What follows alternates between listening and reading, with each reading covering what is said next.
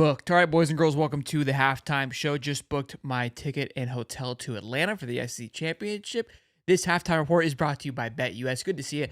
Let's talk all about it thus far. What do we like and what are we seeing? I will tell you right now, I may be getting a little bit ahead of myself, maybe putting the cart before the horse. I don't want to say it. I'm not even going to say it. I'll say it at the call-in show. I'm not even going to say it. I can't do it. I can't say it. Couple of just off-the-dome shots here. Montrell is what Naquan Wright was 2 years ago. The time has come. It's time to move on. Trayon Webb looks like the superior back. And don't tell me run block. Trayon Webb's pass block, Trayon Webb's pass block is impeccable, okay? Jacoby Jackson looks like a 4-year stud. We know it, Jaden Ball. We haven't seen them. Montrell I keep seeing it on Twitter. I love it. Looks like he's got concrete in his cleats. Lackluster, the jog across the sideline, like there has to be repercussions for lack of energy. And this talks to what Stephen Harris says all the time. It's like somebody should watch on the sidelines like, yo, coach, this kid's just not dialed in. And I don't care if he's the fourth option. I don't care if he knows he's not getting the ball. You still need to run the route as if you're going to get it. You're just quitting on the play. It's irritating to watch. That has, again, always been a big thing of Billy, which we've talked about, which I've trusted him. He's obviously burned that trust. Go with the better hand. Go with the hot hand. Not to mention the report that comes out, ESPN announces that there is segment for DJ Lagways, the 3rd, the 6th, the 9th, and the 12th possession. What?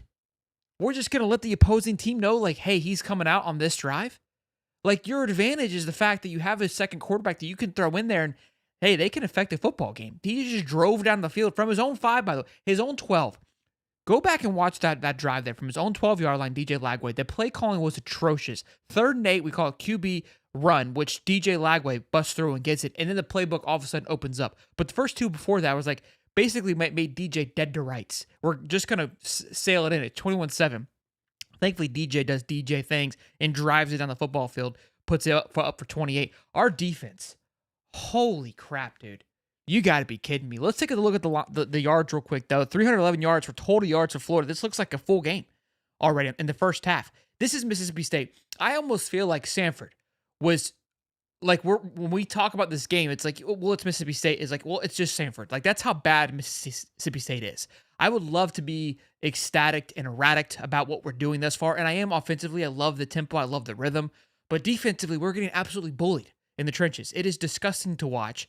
Ron Roberts may or may not be on the sidelines. I don't know. I'm trying to figure this thing out. We've got Alston Stoltz, who's boots on the ground, paying this guy buku of money to be there right now. Just kidding. But he's there, and he says he doesn't see Roberts on the sideline, meaning he could be in the booth.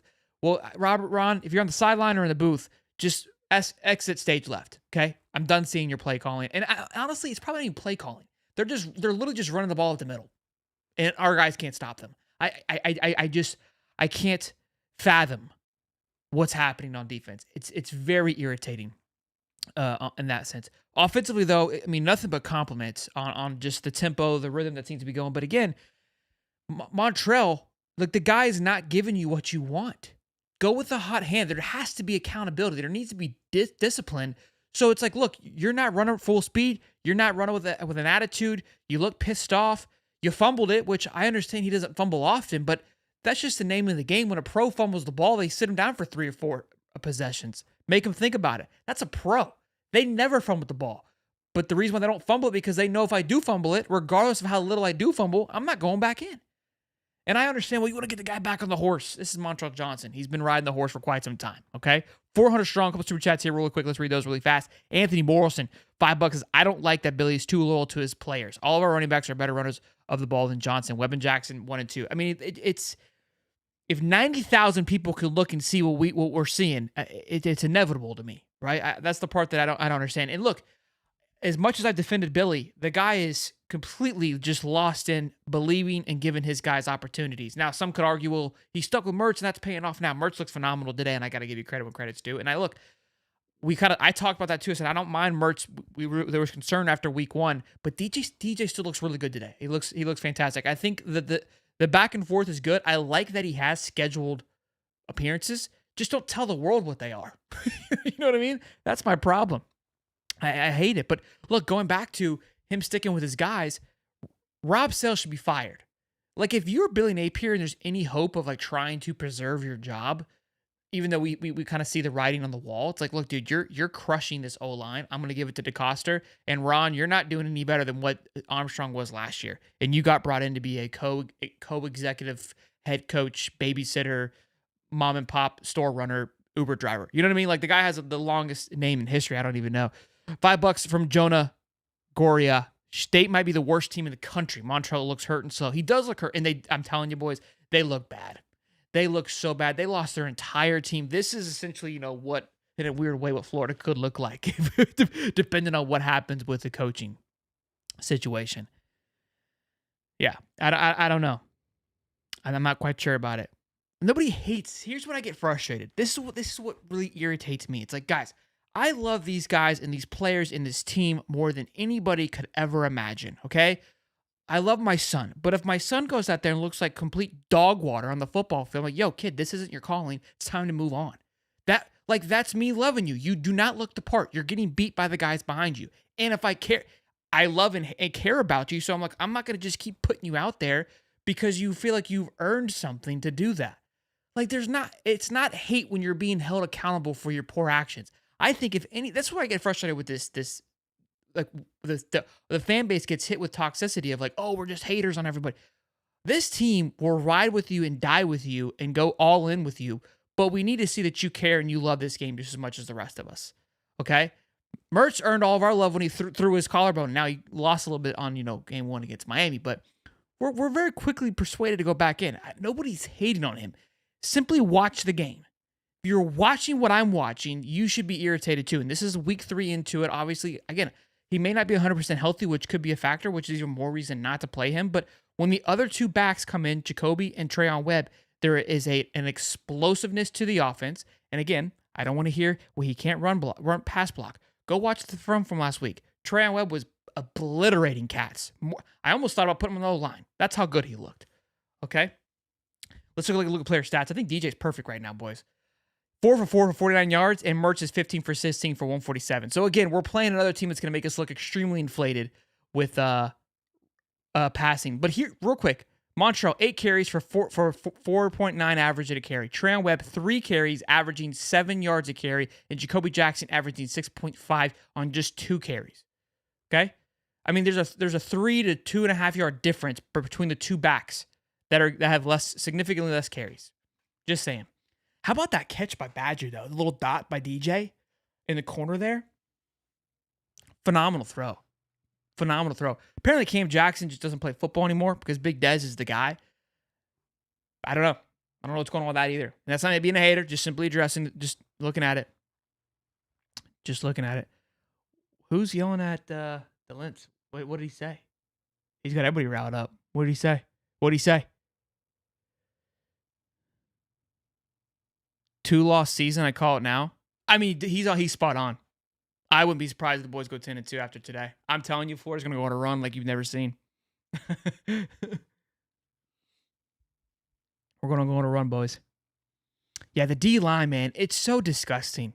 So upsetting. And look, this falls back on just player development. Falls back on Chapman, who we were very high on all offseason. Maybe the yelling wasn't really doing much. It was just loud, right?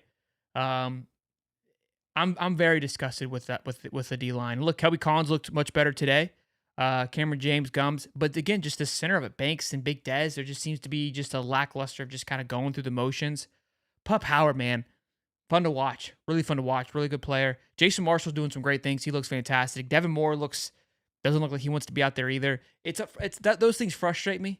And it shouldn't be 28-14. Again, when they get that up-tempo going, that was another thing. Again, this is where I get frustrated with Billy. Just poor management at the end there, right? You see, you're not going to, clearly since you ran the clock out, right?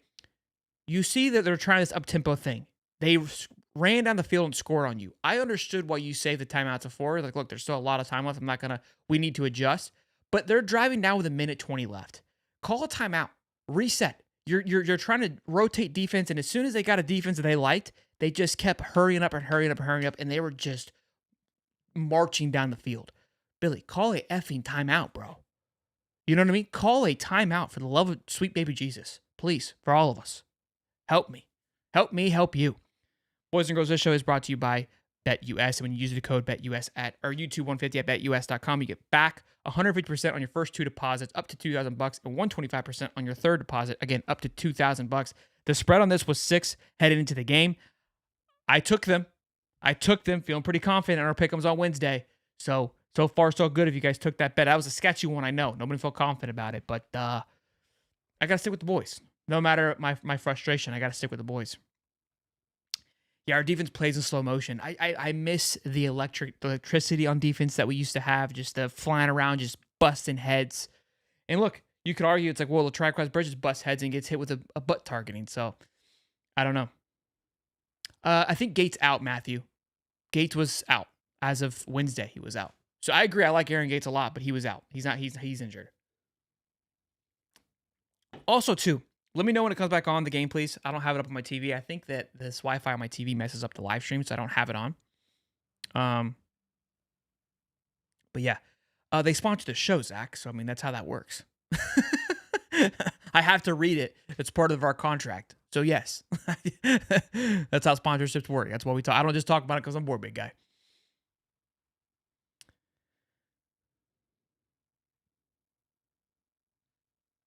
We had an electric defense, like 10 years ago. That's what I'm talking about. Not now. I know that now. 500 strong, boys and girls. Smash like we gotta get over 100 likes before the halftime show ends, right? About 7-ish minutes. All right, thank you. Appreciate that. I was reading just a comment here that I liked that I wanted to go over. Here's a good thing. Finish the game with a win. We get to go to a bye week, which is nice. My wife was like, "Oh, it sucks. We win, and we're gonna lose momentum." Like, oh, babe, we wouldn't know what to do if we had it. You know what I mean? It's like you getting laid up with a honey with a 10. It's like I wouldn't know what to do. You know what I'm saying? I don't know what I'm doing here. Florida doesn't know what to do with momentum. Okay, you could deliver to them on a silver platter. They're like, hey, we're not quite used to having this. You go ahead and bring that back to the room. We don't need any of that. So it doesn't matter. Can we get a turnover? Amen. I would love to see one of those. You know what I mean? I feel like just how bad this Mississippi State team is. Clearly, we're in that same boat, but it's like, can we just show a sense of like aggressiveness, get a little dicey with it, right? Trick them into pulling it, to throwing it. Let's see Blake's shape and throw on us a little bit. I don't know. That seems to be the same. Look, it's the same song and dance. $5, excuse me. I'm not impressed. Fire Billy Napier, Gator Nation. I mean, I think we're all in that same boat. You know what I'm saying? James Madison is smashing UNC. Mac Brown needs to call it. Tough loss. High Top, you don't think this game changes the future of Billy Napier, do you? No, not at all. Not at all. I think, look, this game was the only thing this game would do is extend the inevitable.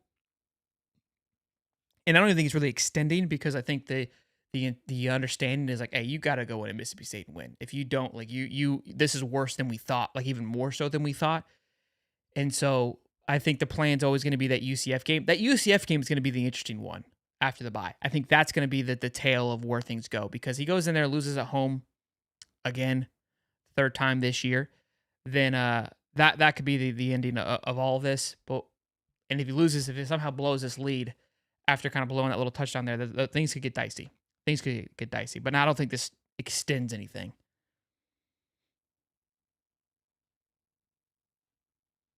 Yeah, Billy kills momentum. It's almost like, yeah, don't even bother giving it to him. We just throw it away anyways. You know what I mean? No, Badger has one more year. We should give Billy a 10-year contract extension after this win. Honestly, with how things are looking, that offense is kicking, boys. You know what I mean? Some people don't understand my sense of humor on Twitter, especially. Like, guys, I'm flying by the seat of my pants. Don't take everything so literal. You know what I mean? Like 85% of the time, it's just me being dumb. All right.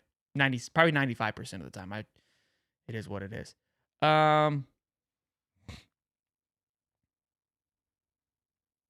We beat Tennessee. That's a long way. There's a lot of games in between that before we get there. We've got Kentucky and UCF still. 2 winnable games in my opinion. So look, you beat those games. You're 4-2 headed into Tennessee. Different conversation. And we'll see. I think we'll get a true look of Tennessee to really see what's going to happen today. They play Oklahoma, of course, at Oklahoma. Not saying that we're Oklahoma, but again, a reality check for both teams, to be honest with you. Boys and girls, we need just a little bit over 100 likes. I don't think Gatorsville says UCF's a trap game. I don't think we are in the position to have trap games. You know what I mean? Like, trap games to me are like a team like you're humming, you're doing great things, and you start looking ahead. Like we don't have the luxury of looking ahead. We don't have the luxury of trap games. We are the trap game. Like we are the team that traps the teams. You know what I mean?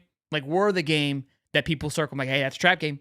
Watch out for Florida there. I know they're not doing anything, but they could sneak up on you. That's how we are this year. I know it hurts. Just keeping it a buck with you boys. Keep it on 100. All right. No more sunshine pump around here. I'm tired of getting yelled at. $10, my man Taylor. Thank you for the $10. The problem is we changed the conversation. We used to have game of the week matchups against UGA, Bama, etc. Now they're having conversations. What would happen against Toledo, Mississippi State? We've come a far way, Taylor. We've come far away from where we used to be. Vols' best win is looking very weak. Yeah, against NC State. Look, I'm not one to put a lot of stock into the wins that Tennessee has, but they've looked sound, and I think those are important. I mean, they've got over almost 2,000 yards of offense, regardless of who they're playing. That's incredible. Okay, so they're still driving a Lambo around. Maybe the streets aren't so windy and bendy as they may seem to be, but they're still got some speed on that offense. It's going to be fun to watch tonight. Yeah, we're not sneaking up on anybody. No, the play calling is still just so bad. We are back, baby. Give Billy a lifetime contract. I love it. I love the energy.